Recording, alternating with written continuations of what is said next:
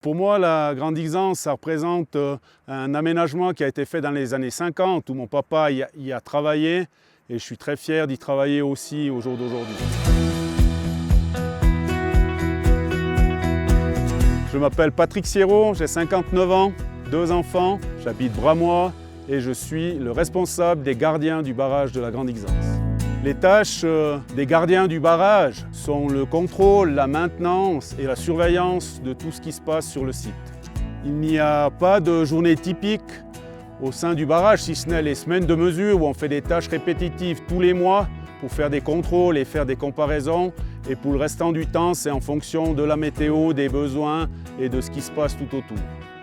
Lorsque nous effectuons les mesures, une semaine par mois, on contrôle le déplacement du mur, amont, aval et latéral.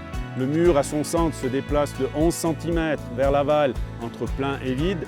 Et on mesure également les eaux d'infiltration, le gonflement du béton et quelques fissures qui existent à l'intérieur des galeries.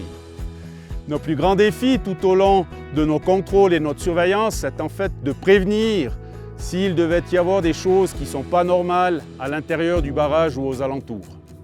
Quelques chiffres sur ce mastodonte de béton qui fait 285 mètres de haut, 200 mètres d'épaisseur à la base et 700 mètres de long au couronnement. Le béton qui le construit est composé de 6 millions de mètres cubes qui représentent un mur de 1,50 m de haut, 10 cm de large qui fait le tour de la Terre à l'équateur.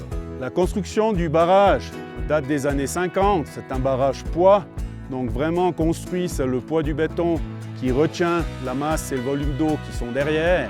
Et ce poids représente environ 3 fois le poids de la pyramide de Khéops, soit 15 millions de tonnes. Derrière ce mur, un bassin de 5,5 km de long avec une capacité de 400 millions de mètres cubes. Pour pouvoir remplir ce barrage dans la bonne saison, il a fallu creuser dans les montagnes environ 100 km de galeries qui vont jusqu'après Zermatt.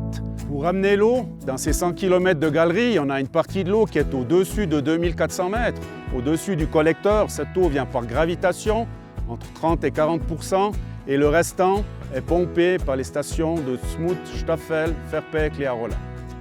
Ce qui est impressionnant aussi entre le printemps et l'automne, c'est en fait le vide derrière ce mur au printemps où il n'y a presque pas d'eau et au final, toute cette eau qui vient de tous nos glaciers pour arriver plein au mois de septembre. Avec l'eau qu'il y a dans le barrage de la Grande Xanse, chaque année on produit de l'électricité, environ 2,5 TWh, ce qui représente environ 5% de la production suisse et environ la capacité de 600 000 ménages. Ces dernières années, avec l'augmentation de la consommation d'électricité, l'énergie hydroélectrique est de plus en plus importante parce qu'elle permet de combler les manques, de la garder en réserve quand on n'en a pas besoin et puis de pouvoir produire au moment où il en manque. Pour l'avenir de la production d'électricité, au jour d'aujourd'hui, on en consomme de plus en plus, donc il faut trouver des alternatives, soit augmenter le solaire, soit augmenter le vent, l'éolien, soit augmenter la quantité d'eau qu'on peut stocker. Et pour ce faire, plusieurs projets sont en cours sur le projet de la Grande Xanse tout au long jusqu'au collecteur à Zermatt pour essayer d'augmenter cette production qui est surtout en manque l'hiver. Les touristes qui viennent, environ 80 à 100 000 personnes par année, peuvent découvrir tous les alentours, la beauté du paysage, les animaux, la flore. Ils peuvent découvrir aussi l'intérieur du barrage en faisant la visite.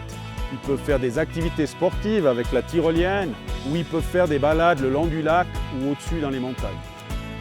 Dans notre belle vallée du Val d'Hérens, qui comporte aussi la vallée des Rémances, il y a de très beaux lieux dans tous les endroits.